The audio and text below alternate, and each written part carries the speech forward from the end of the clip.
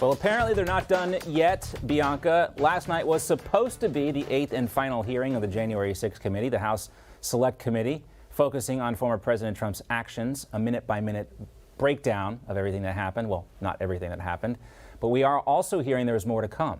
Yes, and joining us live right now on Capitol Hill with more on this is our congressional correspondent, Kilmeny Dukart, who is inside the room last night, so she has a unique perspective. Kilmeny, good to see you.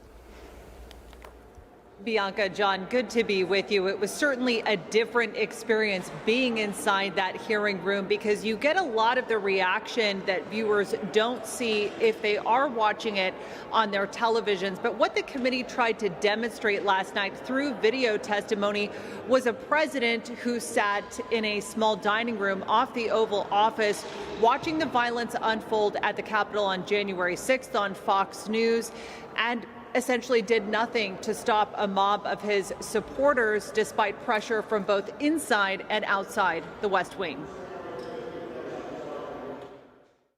On the privilege issue, I can't talk about conversations with the president, but I can generically say that I said, people need to be told, there needs to be a public announcement fast that they need to leave the Capitol.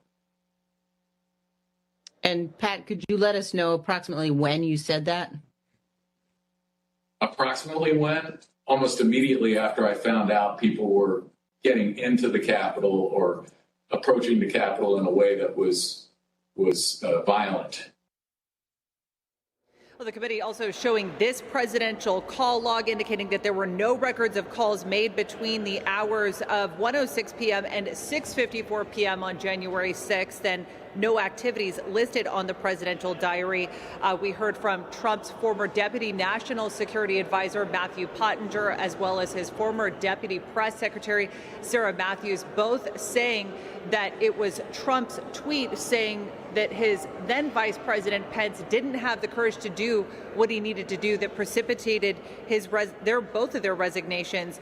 The committee also used deposition from a White House security official who wanted to remain anonymous to try to bolster Cassidy Hutchinson's claim of the president's alleged altercation between a member of the Secret Service where he demanded to be taken to the Capitol on January 6th.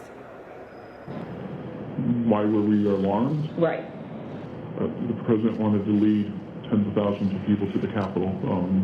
I think that was enough grounds for us to be alarmed. Well, the Twitter account for House GOP Republicans live tweeted during that hearing saying, why don't they have a Secret Service agent testifying?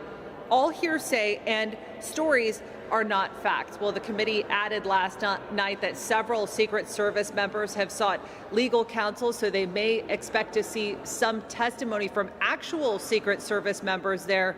But they said that these hearings are far from over. They're going to use the month of August to regroup, take a look at some new evidence that they say that they've obtained, perhaps subpoena new people to testify, and they're going to resume these hearings, John and Bianca, in September. Kilmeny Dukart live on Capitol Hill. Thank you, Kilmeny. All right, let's talk more about this and welcome in former Trump 2016 foreign policy advisor and Newsmax contributor, George Papadopoulos. Always great to talk to you, George. Thanks a lot for having me, John. Yeah, I know a lot of people don't want to focus any time and attention on these hearings, but we felt like it was important to, so people don't just dismiss this as no big deal, because it is very concerning. I mean, I heard Professor Alan Dershowitz say this is like leaving a loaded gun around for Congress, because this has been so politicized here, George. You know it's going to be done again down the road. Now, the committee's testimony yesterday, if you want to call it testimony, focuses on that 187 minutes following the Capitol breach. Many critics of this committee say there is no evidence that Trump committed any crime whatsoever.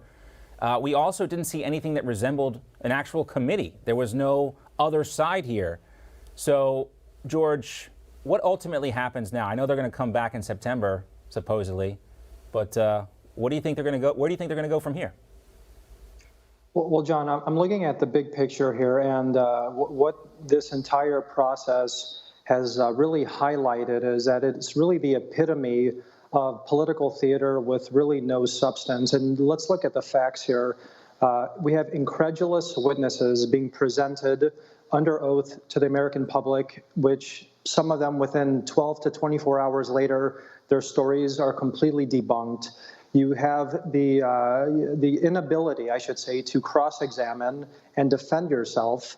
And you also, most hysterically, in my opinion, you have ABC producers working on the layout of this entire hearing. So what this really looks like, in my opinion, is a made-for Blu-ray type of production, and the American people are not buying it.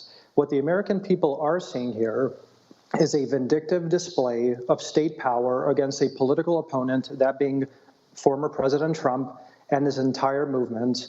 And it also is, in my opinion, something that you stated very importantly, that it sets a bad stage, sets a wrong foundation for future hearings that the Republicans might exploit. And this is something that we've discussed previously. I don't think the Republicans should politicize any future hearings or impeachment hearings that they might or might not do should they take over in 2022 later on in the midterms. Because if you don't learn from these mistakes, you are going to have an incredulous hearing that the Republicans hold. These hearings will not have substance anymore, and the American people won't take them seriously. George, just about a minute left, but we do want to get your reaction to the people they trotted out last night, those two former aides. You had former Deputy Press Secretary Sarah Matthews and former Trump Deputy National Security Advisor Matthew Pottinger. What do you think their motive was? What did you make of what they told the committee? I think that these witnesses, many of which seem to be seeking fame, are going to see their testimonies being debunked. And that's why I believe the GOP was so rightfully tweeting out, where are these Secret Service text messages that have mysteriously disappeared, that will finally put the nail in the coffin of this very bizarre story, this back and forth about whether President Trump was trying to lunge for the steering wheel, whether he was attempting to actually violently march down to the Capitol himself. We need these text messages. We need to understand why they've disappeared. We need these Secret Service agents to publicly testify the way they have wanted to. But unfortunately, based on how this entire situation is organized, it's that the Democrats are the judge, jury, and executioner. We're not going to have the full story until the Republicans hopefully take over after the midterms, and then forcefully take over and showcase to the American public exactly what really happened on January 6th and other issues that are pertinent to the American people, including the Hunter Biden and Joe Biden scandal themselves.